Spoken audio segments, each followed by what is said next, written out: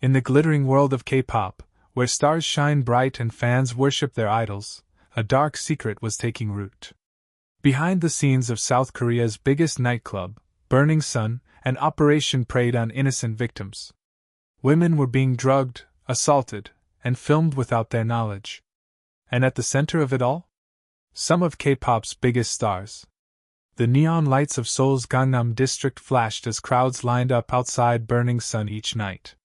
Inside, bass pulsed through the air, drinks flowed freely, and beautiful people danced. Yet in VIP rooms hidden from view, unconscious women lay sprawled on leather couches while men in expensive suits leered over them, phones in hand. These weren't just any men, they were some of the most recognizable faces in South Korean entertainment. Messages pinged between phones.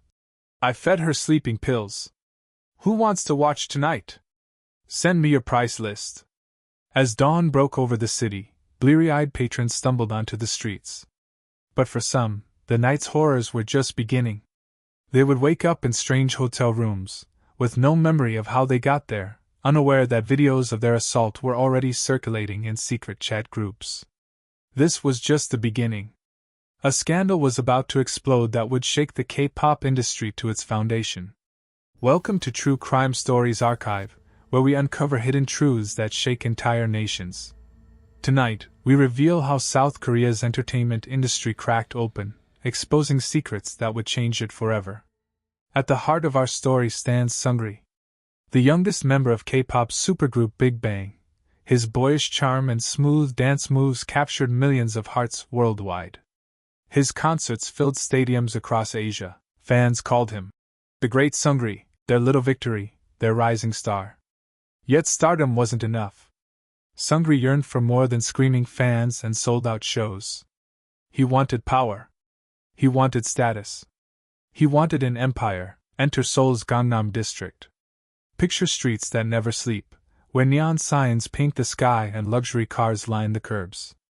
This is where Korea's elite make their playground. Designer boutiques stand shoulder to shoulder with tech company headquarters. Every skyscraper houses another multi-million-dollar corporation. Every restaurant seats another business mogul or K-pop idol. Money flows like water through these streets, and status is everything. In this realm of wealth and excess stood Burning Sun. From the outside, its modern glass facade blended with neighboring buildings. A discreet entrance, marked only by a sleek logo, beckoned those who knew its significance. But cross that threshold, and you enter another world entirely. Crystal chandeliers cast their glow across marble floors imported from Italy. The air carried notes of rare oud and top-shelf liquor. Custom-built DJ booths hosted international stars, while sound systems worth millions delivered pristine audio to every corner. The main dance floor could hold 1,000 people, yet never felt crowded. VIP rooms lined the upper floors, each one a sanctuary of luxury. Hand-stitched leather sofas, gold-plated fixtures, and private bars stocked with bottles worth more than an average person's monthly salary. These rooms offered what the wealthy craved most: privacy. The staff moved like clockwork through the space. Waitresses selected for their beauty wore designer uniforms that cost more than their monthly wages. Security personnel in tailored suits maintained order with quiet efficiency. Every detail, from the temperature of the rooms to the angle of the lighting, was calculated for perfection. This was Seungri's crown jewel. His connection to BigBang ensured a constant stream of celebrity guests. K-pop idols fresh from their performances would arrive still wearing stage makeup.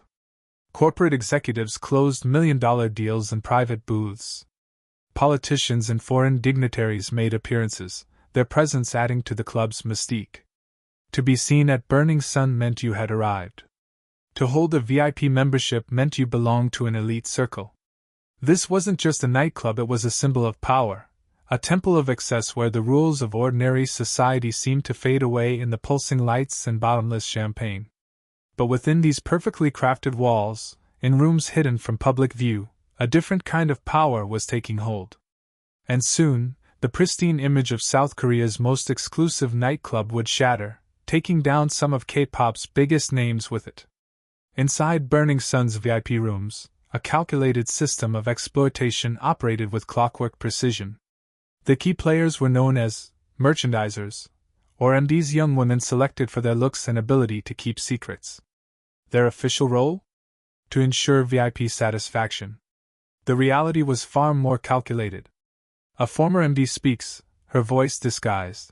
Our training started with learning drink service, but that wasn't the real job. We learned to spot vulnerable targets, usually young women, new to the club scene. We'd approach them, offer free drinks, make them feel special. The goal was to get them to the VIP areas. What happened after? They told us never to ask questions. The weapon of choice was GHB, liquid ecstasy, on the streets.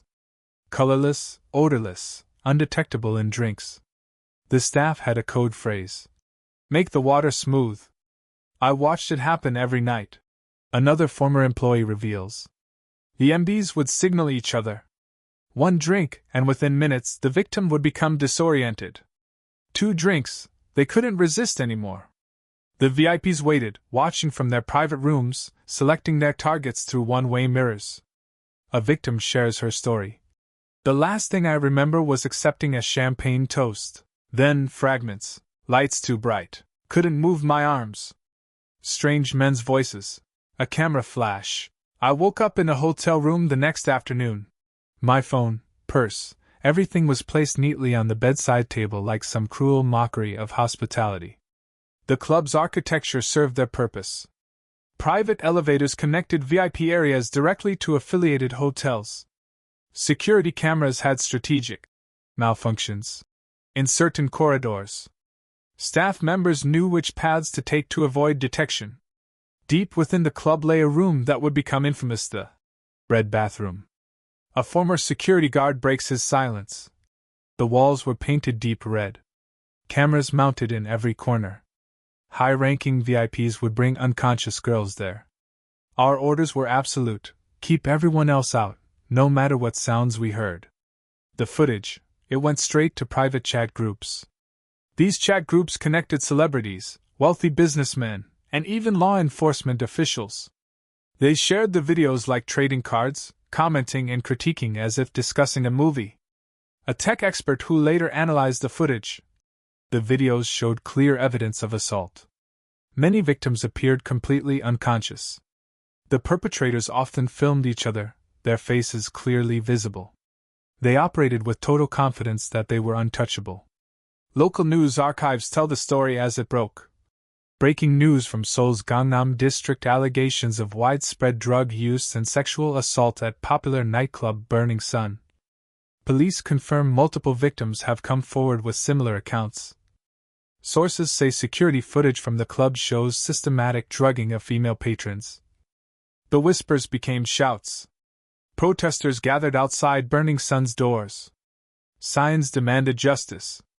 But the club's security stayed tight, its windows dark behind metal shutters. Inside those walls, evidence was already disappearing. Hard drives wiped. Security tapes erased. Documents shredded. Yet they couldn't erase everything. The videos had already spread too far. The victims' stories were too consistent. And one piece of evidence would crack the whole case wide open: a mobile phone belonging to a celebrated K-pop star, filled with years of incriminating chat messages. The facade of Burning Sun began to crack on November 24, 2018. Kim Sang-kyo, celebrating his friend's birthday, witnessed something that would ignite a nationwide scandal. As he left the club, he saw a woman being dragged away by a man. Kim stepped in to help her, an act of conscience that would change everything. The club's security responded with brutal force. CCTV footage shows Kim being dragged outside, thrown to the ground, punched repeatedly. When police arrived at the scene, they didn't help Kim. Instead, they arrested him. Their actions made no sense until the truth about police corruption emerged months later. Kim refused to stay silent. He filed a formal complaint and started an online petition. Within days, it gained 200,000 signatures. Each signature represented another voice demanding answers. Then came the bombshell. An anonymous source leaked the contents of singer Jung Junyoung's phone to a journalist. Years of KakaoTalk messages flooded into public view. The chat rooms connected some of K-pop's biggest names: Jung Junyoung, Seungri, Choi Jong-hoon of FT Island. Their conversations revealed a world of calculated abuse. The messages read like a criminal playbook. Got another girl on camera last night. The police chief says he'll take care of it. Send me the video from room 6. A digital forensics expert explains. These weren't just casual chats. They documented years of coordinated criminal activity. The participants used special apps to avoid detection. They had dedicated channels for sharing illegal videos, planning druggings, coordinating with corrupt police officials. The revelation of police corruption stunned the nation. The chat rooms mentioned a high-ranking official known as the Police Prosecutor General. This figure, later identified as Senior Superintendent Yoon, had allegedly helped cover up numerous crimes. From his text messages, "I'll make sure the raid doesn't find anything. The case has been marked as resolved. No further investigation needed. Your name won't appear in any reports." As investigators dug deeper, they uncovered a complex web of protection and payoffs. Police officers received VIP treatment at the club. Evidence disappeared from police stations. Victims' complaints were mysteriously dropped. A former detective, speaking anonymously. The corruption went all the way to the top. Officers who tried to investigate properly found themselves transferred to remote stations. The message was clear: protect the VIPs, or your career is over. The scandal exposed the dark machinery behind K-pop's perfect facade. Industry experts began speaking out about systemic problems in entertainment culture. A cultural analyst explains, "The K-pop industry creates impossible standards.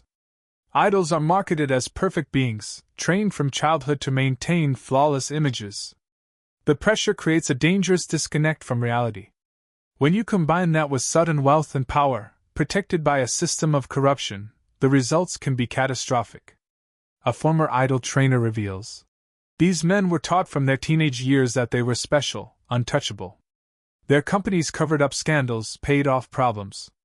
They lived in a world without consequences. The Burning Sun case showed where that road leads." The public's realization came in waves. Each new revelation brought fresh outrage. Fans who had defended their idols for years found themselves confronting uncomfortable truths. The perfectly crafted images of their favorite stars shattered, revealing the darkness underneath. The investigation expanded beyond Burning Sunday. Other clubs, other celebrities, other officials came under scrutiny. The scandal had exposed not just individual criminals, but an entire system of exploitation and corruption. The verdicts came down like hammers in the summer of 2021. A military court sentenced Seungri to 3 years in prison on 9 separate charges. The former idol, once known as the Great Seungri, stood emotionless as the judge listed his crimes: arranging prostitution services, embezzlement, gambling with criminal proceeds. The court ordered him to pay nearly $1 million. His appeal resulted in a reduced sentence of 18 months, a decision that sparked public outrage. Young Jun-young, whose phone had exposed the scale of these crimes, received the heaviest sentence. The court convicted him of gang rape and sharing illegal hidden camera footage. 6 years in prison, later reduced to 5. He walked out of prison in March 2024, into a world where his name had become synonymous with exploitation. Choi Jong-hoon of FT Island faced justice for his role in gang rape. 5 years in prison, later reduced to 2.5. He left prison in November 2021, his boyish image forever tarnished by the reality of his actions. The Burning Sun nightclub closed its doors permanently in February 2019. The glass facade that once reflected neon lights now stood dark. Police tape crossed the entrance where lines of partying youth once stretched. Inside, the marble floors gathered dust, the crystal chandeliers dimmed forever. Seungri's business empire crumbled piece by piece. His ramen restaurants shuttered. His music labels dissolved. Business partners fled, taking their investments with them. The man who once boasted of his business acumen watched his fortune evaporate. The K-pop industry scrambled to contain the damage. Entertainment companies implemented strict new codes of conduct. Training programs added ethics courses. Contract clauses expanded to cover social media behavior. The industry's squeaky clean image had cracked, revealing the rot beneath. Women's rights activists seized the moment. New laws passed against hidden camera crimes. Sexual assault penalties stiffened. Police departments faced mandatory corruption investigations.